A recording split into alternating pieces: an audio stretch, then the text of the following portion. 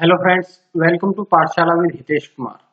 आज है 29 अप्रैल और 29 अप्रैल से जितने भी करंट अफेयर्स बनेंगी वो हम आज की वीडियो में चर्चा करेंगे। इस वीडियो का पीडीएफ आपको यूट्यूब चैनल के डिस्क्रिप्शन में मिल जाएगा और मैं अपने टेलीग्राम चैनल और फेसबुक पेज पर डेली शेयर करता हूं। आप लोग वहां से भी इसके पीडीएफ को डाउनलोड कर सकते हैं।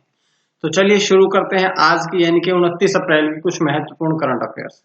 सबसे पहला क्वेश्चन, संपर्क बैठक ऐप मोबाइल ऐप लॉन्च की गई है। तो संपर्क बैठक एक मोबाइल ऐप है जो किसके द्वारा लॉन्च की गई है? ये लॉन्च की गई है हरियाणा राज्य में हरियाणा के शिक्षा मंत्री कंवर पाल द्वारा। तो ये संपर्क बैठक जो ऐप है इसके द्वारा जो प्राथमिक छात्र हैं, जो छोटी कक्षाओं के पढ़ने वाले छात्र हैं, वो घर से ही बैठ करके अध्ययन कर पाएंगे। तो ये शिक्षा को ध्यान में रखते हुए, क्योंकि लॉकडाउन में सभी स्कूल कॉलेज सभी शिक्षण संस्थान बंद है, तो इसी बात को ध्यान में रखते हुए हरियाणा के शिक्षा मंत्री कंवर पाल ने ये संपर्क बैठक ऐप लॉन्च की गई। तो अब ये हरियाणा सरकार ने लॉन्च की है, तो हरियाणा के बारे में कुछ बातें पढ़ते हैं। हरियाणा की राजधानी क्या है? चंडीगढ़। हरियाणा में जिले कितने हैं? 22। हरियाणा राज्य की राज्य भाषा क्या है? हिंदी। और हरियाणा राज्य का गठन कब हुआ था? 1 नवंबर 1966 को पंजाब से अलग होकर के। हरियाणा के राज्यपाल कौन है? सत्यदेव नारायण आर्य। हरियाणा के मुख्यमंत्री कौन है? मनोहर लाल खट्टर, जो कि भाजपा पार्टी से है। तो ये सारी जानकारियां हमें इस पहले क्वेश्चन से मिलती है। उसके बाद हम बढ़ते हैं अगले क्वेश्चन की तरफ। प्लाज्मा थेरेपी लॉन्च करने वाला देश का पहला अस्पताल कौन सा बना है? तो ये बना है king George medical university KGMU Lucknow. ये पहला एक हॉस्पिटल ऐसा बना है जो कि प्लाज्मा थेरेपी लॉन्च की है। वैसे हम प्लाज्मा थेरेपी के बारे में कुछ दिन पहले की वीडियो में चर्चा कर चुके हैं। इसमें क्या होता है कि जो मरीज कोविड-19 से ठीक हो चुके हैं उनके रक्त से एक प्लाज्मा निकाल लिया जाता है और जो व्यक्ति बीमार है, जो कोविड-19 से संक्रमित है, उनको स्थानांतरित कर दिया जाता है। इसका मुख्य उद्देश्य ये होता है कि जो रोग प्रतिरोधक क्षमता है, क्योंकि जो ठीक हुए हैं वो उस रोग से लड़के ठीक हुए, तो उनकी रोग प्रतिरोधक जो क्षमता है वो क्षमता अधिक है। तो इसी बात को ध्यान में रखते हुए अब प्लाज्मा थेरेपी का शुरू करने वाला किंग जॉर्ज मेडिकल यूनिवर्सिटी पहला हॉस्पिटल बना है। अब ये किंग जॉर्ज चिकित्सा या मेडिकल विश्वविद्यालय की स्थापना कब हुई थी? तो इसकी स्थापना हुई थी 1911 में, लेकिन 1911 में इसकी स्थापना किंग जॉर्ज मेडिकल कॉलेज के रूप में हुई थी। अब उसके बाद में 2002 में इसका नाम परिवर्तन करके किंग जॉर्ज चिकित्सा विश्वविद्यालय के रूप में कर दिया गया था। वर्तमान में इसके कुलपति की अगर हम बात करें तो वर्तमान में इसके कुलपति है प्रोफेसर रविकांत। तो ये सारी जानकारियां इस क्वेश्चन से मिलती है। उसके बाद बढ़ते हैं आज के अगले क्वेश्चन की तरफ। उमर अकमल पर लगा 3 साल का प्रतिबंध। तो उमर अकमल कौन है? वो एक पाकिस्तान के क्रिकेटर हैं। तो अब उमर अकमल पर 3 साल का प्रतिबंध लगाया गया, लेकिन ये किसके द्वारा लगाया गया है? तो ये लगाया गया है पाकिस्तान क्रिकेट बोर्ड के द्वारा। पाकिस्तान क्रिकेट बोर्ड यानी कि PCB। और क्यों लगाया गया है? क्योंकि उन पर भ्रष्टाचार के आरोप लगे हैं और भ्रष्टाचार के आरोपों के लगने के कारण ही उन पर सभी यानी कि तीनों फॉर्मेट पर T20, वनडे और टेस्ट मैच तीनों फॉर्मेट पर प्रतिबंध लगाया गया है। अब ये PCB द्वारा लगाया गया है। तो कुछ बातें हम PCB के बारे में पढ़ते हैं। PCB यानी कि पाकिस्तान क्रिकेट बोर्ड, ये इसकी स्थापना हुई थी 1948 में। इसका मुख्यालय कहां पे है? तो इसका मुख्यालय है गद्दाफी स्टेडियम। अगर हम बात करें इसके चेयरमैन कौन है तो शहरयार खान। शहरयार खान जो है वो वर्तमान में PCB के चेयरमैन है, लेकिन पाकिस्तान क्रिकेट बोर्ड का नाम भी परिवर्तित कर दिया जा चुका है। तो इसका नाम क्या रखा गया है अब? तो इसका नाम रखा गया board of control for cricket in Pakistan. इसका पूरा नाम कर दिया गया है BCCP यानी कि board of control for cricket in Pakistan. तो ये जानकारी PCB के बारे में और उमर अकमल के बारे में मिलती है। उसके बाद बढ़ते हैं अगले क्वेश्चन की तरफ। पिच ब्लैक 2020 युद्धाभ्यास रद्द कर दिया गया है। तो ये जो युद्धाभ्यास होना था 2020 पिच बैक, ये किस किस के बीच होना था? तो ये अपने देश भारत और ऑस्ट्रेलिया के बीच में आयोजित होना था, जो कि 27 जुलाई से 14 अगस्त 2020 तक इसे आयोजित किया जाना था।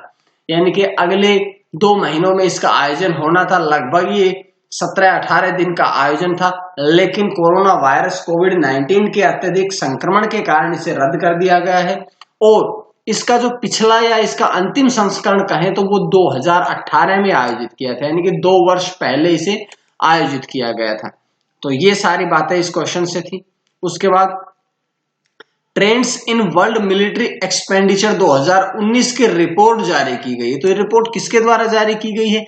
ये रिपोर्ट जारी की गई है सिप्री के द्वारा। सिप्री अर्थात Stockholm International Peace Research Institute, इसके द्वारा trends in world military expenditure 2019 report जारी की गई है। इसका मुख्य उद्देश्य यह है कि कौन से देश ने अपने देश की सेना पर सर्वाधिक खर्च किया है। तो ये इस रिपोर्ट में पता लगा है, जो सर्वाधिक या सबसे ज्यादा अपनी सेना पर खर्च करने वाला देश है वो है अमेरिका, जिसने 732 बिलियन डॉलर खर्च किए हैं। दूसरे स्थान पर अगर हम बात करें तो दूसरे स्थान पर है चीन, जिसने 261 मिलियन डॉलर खर्च किए हैं।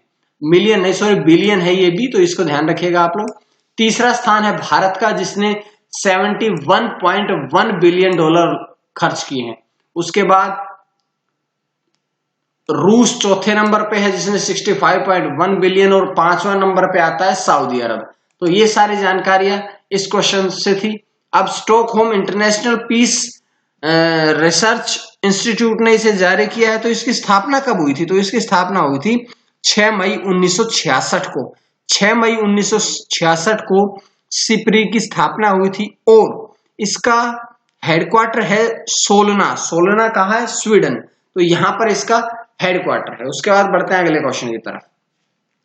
झूमा खातून पर लगा 4 साल का प्रतिबंध। झूमा खातून कौन है?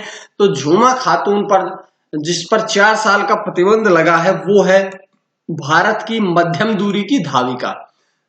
मध्यम दूरी की धाविका है भारत की, जिस पर AIU यानी कि एथलेटिक्स इंटीग्रिटी यूनिट ने प्रतिबंध लगाया है 4 साल के लिए। 2018 में इनके डोपिंग मामले में स्टेरॉइड का सेवन करने के कारण इन्हें, यानी कि नशीली दवाओं का सेवन करने के कारण इन पर 4 साल का प्रतिबंध लगा दिया गया है। तो उसके बाद बढ़ते हैं अगले क्वेश्चन की तरफ।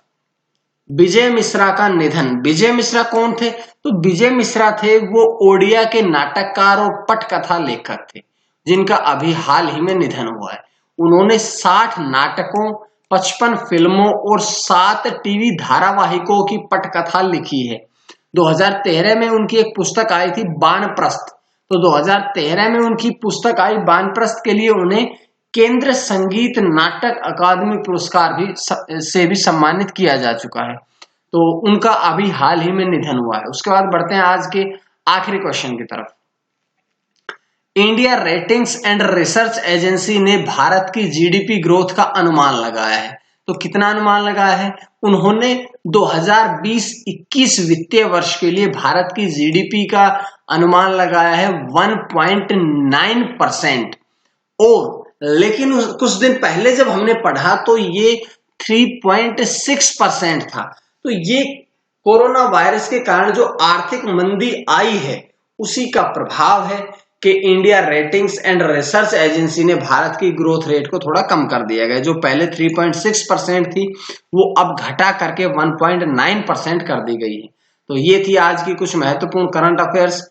उम्मीद है आप लोगों को करंट अफेयर्स पसंद आई होगी, और अगर आप लोगों को करंट अफेयर्स पसंद आई तो आप चैनल को सब्सक्राइब जरूर करें और इसका PDF इसे शेयर करें, लाइक करें, ताकि ज्यादा से ज्यादा इसे पढ़ सकें। और अगर आपको PDF चाहिए तो मैं इसके डिस्क्रिप्शन में डाल दूंगा, या आप लोग मेरे टेलीग्राम चैनल और फेसबुक पेज से भी डाउनलोड कर सकते हैं। आज के लिए इतना ही। मां सरस्वती की कृपा आप सभी पर बनी रहे। आप सभी का बहुत बहुत धन्यवाद।